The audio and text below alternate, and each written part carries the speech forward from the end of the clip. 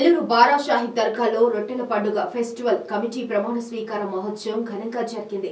ప్రమాణ స్వీకారోత్సవానికి ముఖ్య అతిథులుగా రాష్ట్ర మంత్రులు డాక్టర్ పొంగూరు నారాయణ, ఆనం రామనారాయణ రెడ్డిలు, టీడీపీ పార్లమెంటు అధ్యక్షులు అబ్దుల్ అజీజ్, ఎమ్మెల్యే కాకల సురేష్లు విచ్చేశారు. ఈ కార్యక్రమానికి విచ్చేసిన మంత్రులకు దర్గా కమిటీ సభ్యులు ఘనస్వాగతం పలికారు.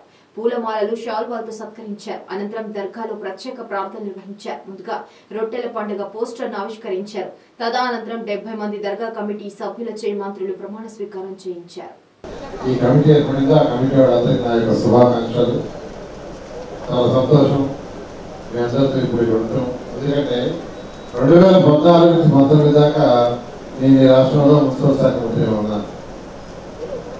ఆ రోజు 2014లో ఫస్ట్ టైము ఈ బారా షాహీ దర్గా రొట్టెల పండుగకి అరేంజ్మెంట్స్ లో ఆ రోజు అజీజ్ గారితో మాట్లాడారు. అజీజ్ మేయర్. ఎందుకంటే చిన్నప్పటి నుంచి నాకు తెలుసు. ఫస్ట్ చూసినప్పుడు అక్కడ చెరువులో పురుగులు ఉండేవి.